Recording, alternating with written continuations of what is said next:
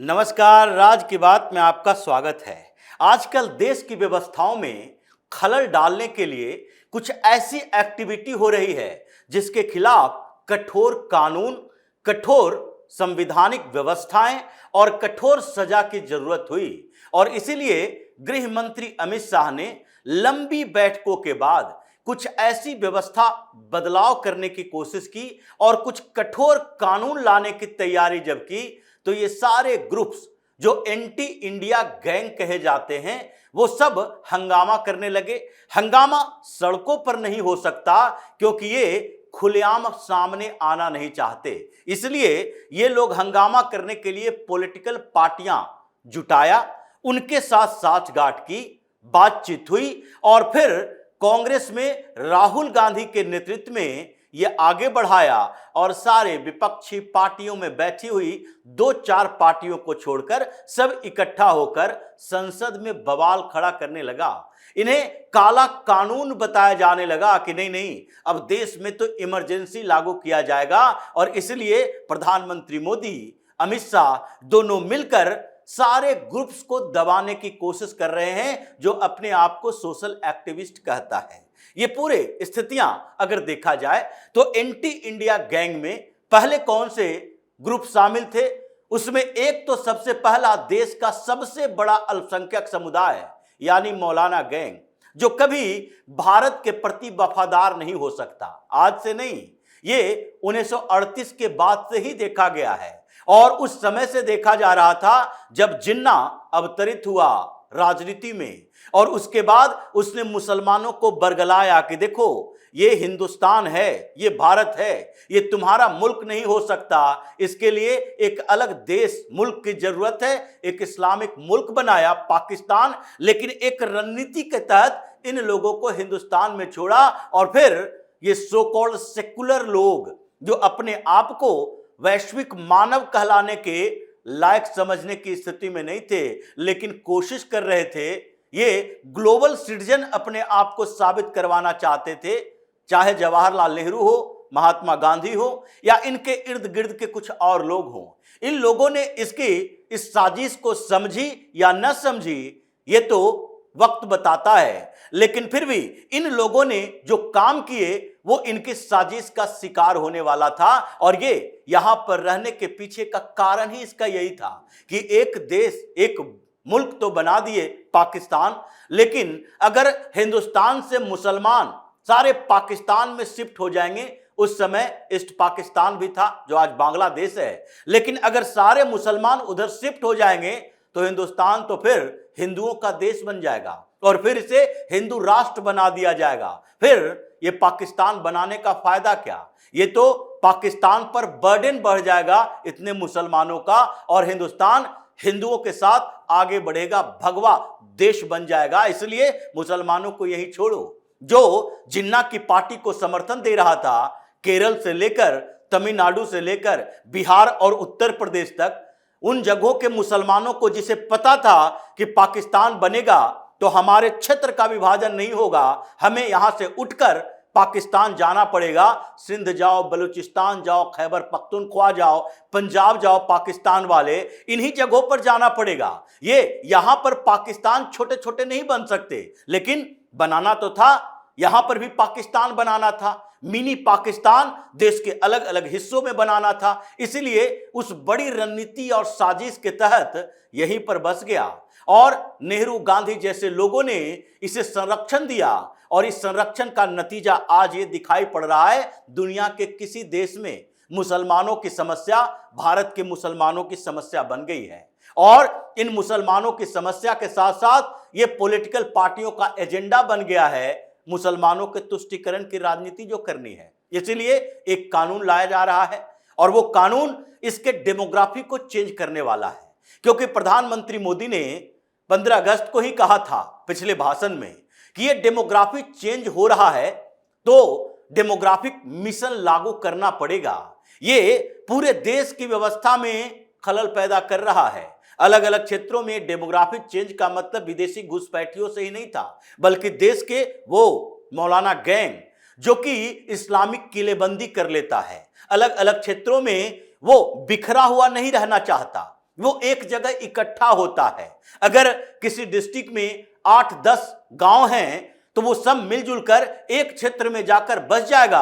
80% आबादी इन 8-10 गांवों की एक जगह हो जाएगी और फिर वो कैसे बन जाएगा, संभल की तरह 85% मुस्लिम आबादी वाला क्षेत्र। उसी तरीके से ये मुर्शिदाबाद में जहां 1951 से 61 तक, ये आगे आजादी के बाद की बात है, 61 से 71 तक अगर देखा जाए तो वहां मुस्लिम हिंदू का ये जो रेशियो था वो 50 और 50 का था। उससे पहले 60% हिंदू और 30% से ज्यादा मुसलमान थे, लेकिन धीरे धीरे ये रेशियो पूरा उलट गया। आज 60% से ज्यादा मुसलमान और हिंदू 30% के आसपास सिमट कर रह गया ये पूरा का पूरा क्षेत्र, जहां 22 विधानसभा सीटें हैं। ये एक दो क्षेत्र नहीं है। केरल में देखिए माल्यपुरम का एरिया जहां मुस्लिम लीग का होल्ड रहता है वो भी वैसा ही क्षेत्र है, और उस जगह पर भी इन लोगों ने ऐसे ही केंद्रीकृत किया अपने आप को, और पूरा का पूरा इलाका मुस्लिम लीग के हवाले हो गया। ये मुस्लिम लीग 15 सीटें विधानसभा में जीत कर आती है तो 12 से 13 उसी क्षेत्र का होता है।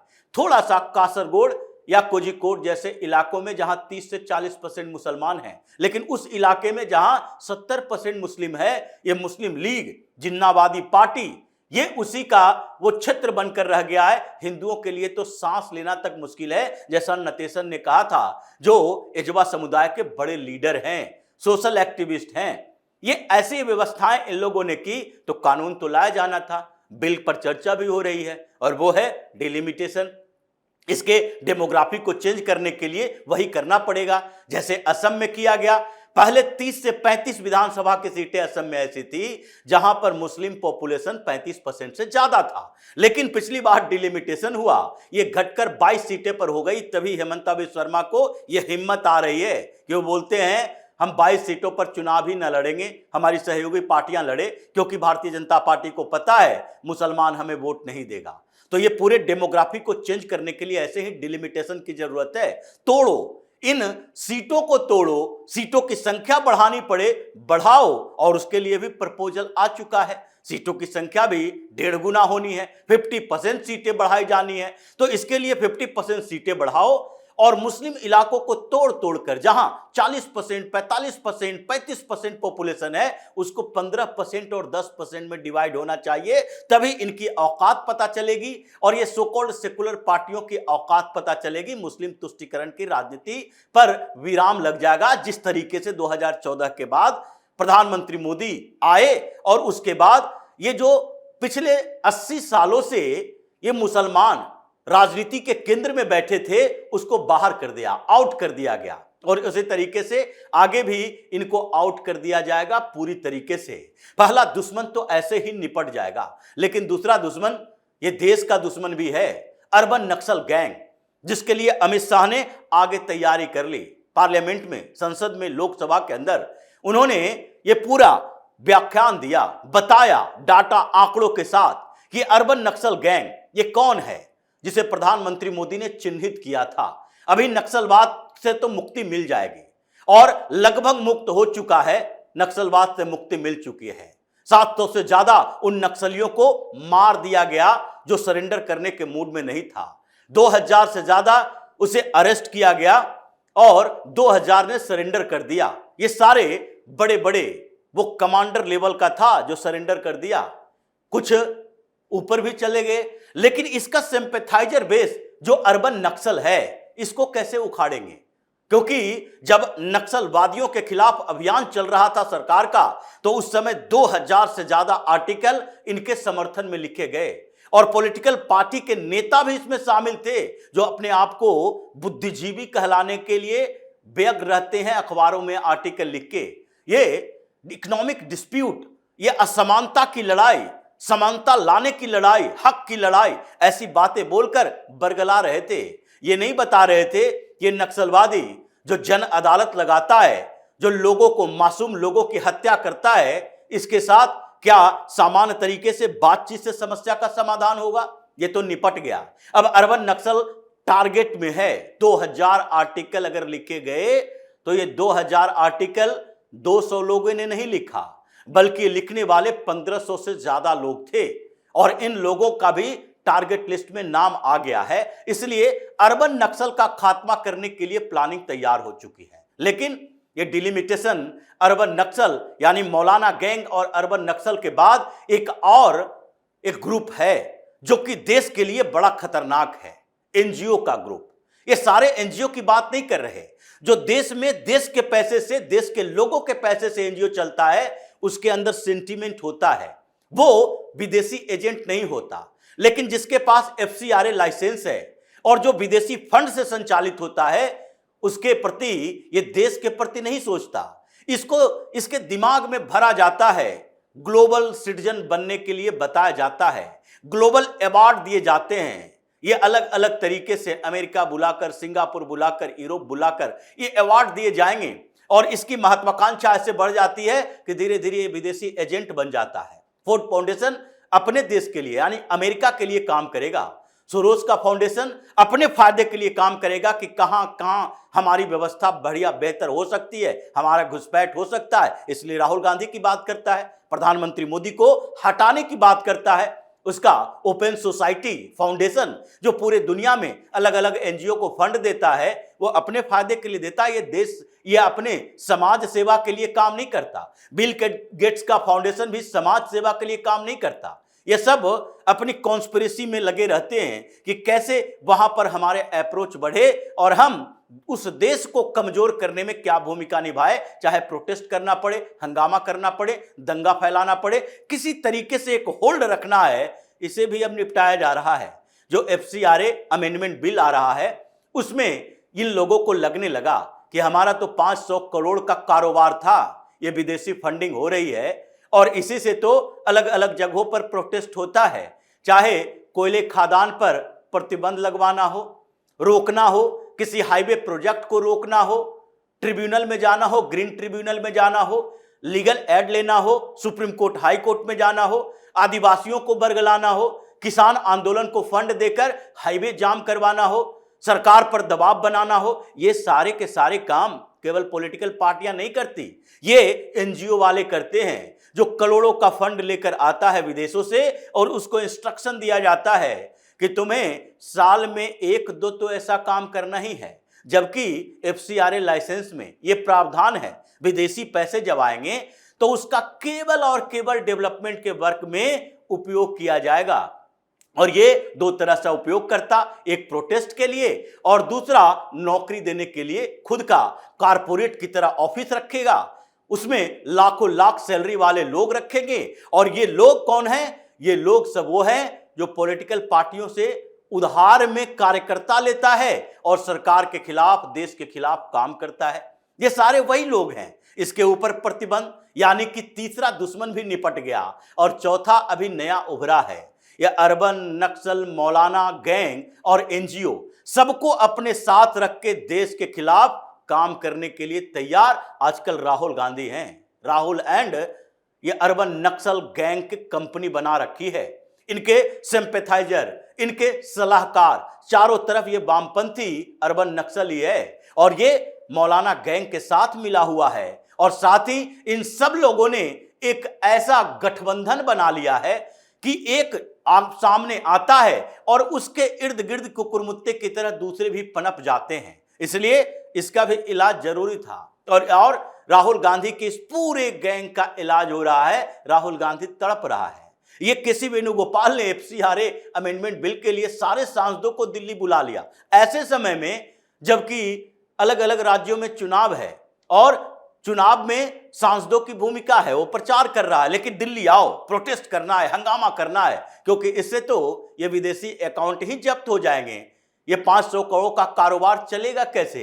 इन लोगों की अय्याशी कैसे चलेगी? और राहुल गांधी के विदेशी यात्रा का फंडिंग कहां से होगा? ये सारे चीजें तो देखनी है। और इसी का वो विदेशों में बैठा हुआ वो लॉबी जो राहुल गांधी के समर्थन में इतने सारी लॉबिंग करता है, वो कैसे कर पाएगा?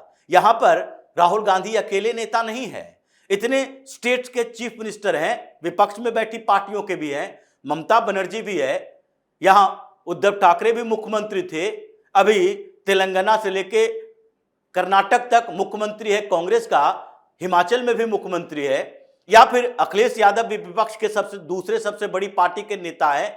ये सारे बड़े नेता या फिर मुख्यमंत्री स्टेट के, ये तो साल 2 साल 3 साल में कभी कभी विदेश दौरे पर जाता है इन्वेस्टमेंट समिट के नाम पर। राहुल गांधी क्यों 3-3 महीने पे जाता है? इसके लिए फंड कौन दे रहा है? इसके लिए लॉबिंग कौन कर रहा है? ऐसा तो नहीं है कि राहुल गांधी के पास इंटेलेक्चुअल लेवल वैसा है। बस एक ही विशेषता है, ये कांग्रेस पर इसका अधिकार है, इसके परिवार की पार्टी है और वहां बैठे हुए लॉबिस्ट ये जानता है कि आखिरकार अगर भारतीय जनता पार्टी की सत्ता गई तो कांग्रेस की ही सत्ता आएगी और कांग्रेस की आएगी तो राहुल गांधी सर्वे सर्वा होगा, चाहे प्रधानमंत्री उस समय का मनमोहन सिंह ही क्यों ना हो। और राहुल गांधी सर्वे सर्वा होगा तो इससे सारे वो काम करवा सकते हैं जिसका देश से नहीं बल्कि उसका पर्सनल इंटरेस्ट से लेना है। इसीलिए इन सब के इलाज करने की व्यवस्था हो गई और प्रधानमंत्री मोदी की ये चारों दुश्मन, ये सारे के सारे आजकल ये सोचने पर मजबूर हो रहे हैं कि आगे क्या होने वाला है, इनका भविष्य क्या है। कंगाली की स्थिति होगी, प्रोटेस्ट करने के पैसे नहीं होंगे, फंड विदेश से आ नहीं पाएंगे, हमारे ग्रुप के लोग जो ये चारों तरफ फैले हुए हैं इनकी कमर टूट गई है तो आगे ये नई कॉन्स्पिरेसी में जुटेंगे। अभी तो फिलहाल ये शॉक मोड में है, आफ्टर शॉक लग गया है कि अब क्या होने वाला है। शॉक से बाहर निकलेगा तो फिर बिल से बाहर होगा और फिर से एक बार बड़ी साजिश करने की कोशिश करेगा। तो इसी तरह की खबरों के साथ फिर से हाजिर होंगे, तब तक के लिए बने रहिए हमारे साथ और देते रहिए हमें सहयोग ताकि इसी तरह की खबर हम आपके लाते रहें। धन्यवाद।